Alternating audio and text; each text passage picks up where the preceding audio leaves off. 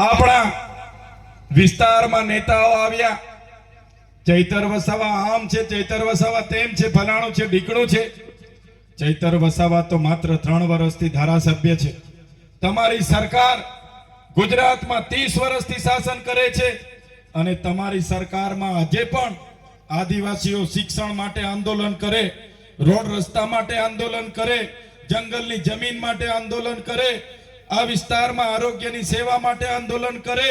ત્યારે હવે પછી આંદોલન, હવે પછી લડેંગે જીતેંગે જિંદાબાદ મુર્દાબાદ કરવા કરતા આ ચૂંટણીમાં તમને જે મત અધિકાર મળ્યો છે એ મત અધિકારનો તમે યોગ્ય ઉપયોગ કરો અને આજુબાજુના ગામડાઓમાં પણ જઈને બધા લોકોને સમજાવો અને ઝાડુના બટન પર મત આપીને આપણા લોકોને તાલુકા પંચાયત અને જિલ્લા પંચાયતમાં ચૂંટીને લાવો. અને પછી તમે જોજો આ તમામ સમસ્યાઓ માટે અમે ઘોગંબા તાલુકાથી લઈને પંચમહાલ જિલ્લાથી લઈને વિધાનસભા સુધી તમારી સાથે રહીને લડવા માટે તૈયાર છે. હર હંમેશ અમે આદિવાસી સમાજની વાત કરી છે, આદિવાસી સમાજના અધિકારો માટે લડ્યા છે. અનુસૂચિ 5 આજ દિન સુધી આ સરકારો નથી લાગુ કરી એના માટે લડ્યા, પૈસા એક લાગુ નથી કર્યા એના માટે લડ્યા છે. જે ખોટા પ્રમાણપત્ર પેલા ગણપત વસાવા જેવા રબારી લોકો બીજા ચારણ ભરવાડ રબારીઓને આપણા જાતિના દાખલાઓ આપી આવ્યા છે અને લાખો લોકો આજે નોકરીઓનો લાભ લઈ રહેલા છે, શિક્ષણમાં લાભ લઈ રહ્યા છે, રાજકીય રીતે લાભ લઈ રહેલા છે. ત્યારે વિધાનસભામાં એમના વિરોધમાં જો કોઈ રજૂઆત કરી હોય તો આ તમારા ધારાસભ્ય ચૈતર વસાવાએ રજૂઆત કરી છે. આપણી પંચમહાલની જંગલની જમીનો જે લોકોએ દાવા કર્યા છે એમને કોઈને 10 ગુંઠા મળી છે, કોઈને 20 ગુંઠા મળી છે, કોઈને 1 એકડ મળી છે અને અડધાથી પણ વધારે ખેડૂતોને હજુ પણ સનતો નથી મળી, એમને દાવા અધિકાર પત્ર નથી મળ્યા. ત્યારે વિધાનસભામાં જો કોઈએ રજૂઆત કરી હોય તો આ ચૈતર વસાવાએ ગુજરાત સરકાર સામે રજૂઆત કરી છે. સાથીઓ, આ વિસ્તારમાં નલ સે જલના નામે કરોડોના કૌભાંડ આ ભારતીય જનતા પાર્ટીના જિલ્લા પ્રમુખ સહિતના નેતાઓએ કર્યું છે. આજે લોકોને નળમાંથી પાણી નથી મળ્યું અને કરોડો રૂપિયાના બિલો ચૂકવાઈ ગયા છે. મનરેગામાં પણ કરોડો રૂપિયાના કૌભાંડ થયા છે. ત્યારે એનો જવાબ આપવા માટેની આ ચૂંટણી છે.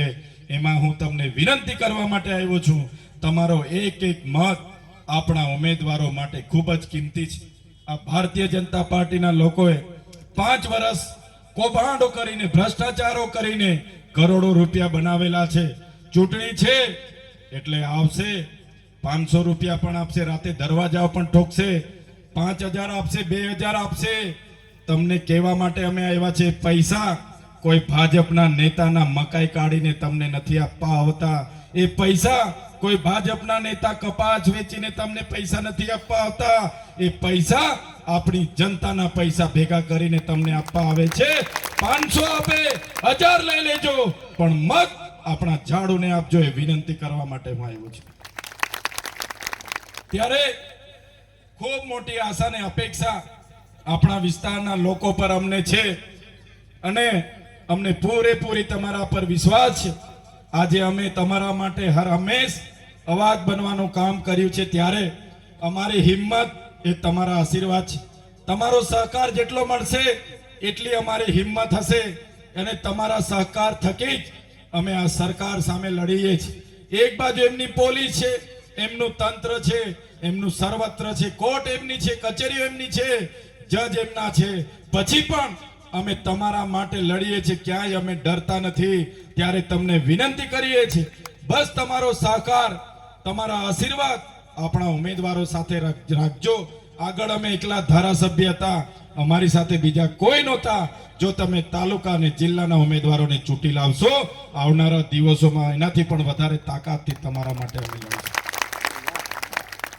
બસ આ વિનંતી કરવા માટે હું આવ્યો છું. દેશનું સંવિધાન બચાવવા માટેની આ ચૂંટણી છે, આપણી અસ્મિતા બચાવવા માટેની ચૂંટણી છે. યુસીસીના નામે આ લોકો નવા કાયદાઓ લાવી આપણી અનામત ખતમ કરવાના પ્રયાસ કરી રહ્યા છે. ત્યારે યુસીસીની વિરુદ્ધમાં જો ગુજરાતમાંથી કોઈએ પણ વિરોધ નોંધાવ્યો હોય, આખા ગુજરાતમાં જો કોઈની આગેવાનીમાં વિરોધ યુસીસી નો થયો હોય તો એ તમારા ચૈતર વસાવા એની આગેવાનીમાં થયો છે. અને સરકારને મજબૂર થવું પડ્યું. યુસીસી માંથી આદિવાસી સમાજને બાકાત રાખ્યો. ત્યારે તમારા બધાના આશીર્વાદથી આ લડત આગળ વધે અને આ ચૂંટણીમાં તમે એક એક મત આપણા ઉમેદવારોને આપીને જંગી બહુમતીથી જીતાડો એ વિનંતી સાથે આજે તમે સૌ અહીં ઉપસ્થિત થયા. અમારા આ કાર્યક્રમમાં સહભાગી બન્યા એવા વડીલો, યુવાનો, માતાઓ, બહેનો બધા જ લોકોનો હું ખૂબ ખૂબ આભાર માનું છું. ધન્યવાદ. જય આદિવાસી, જય જોહાર. ખૂબ ખૂબ આભાર.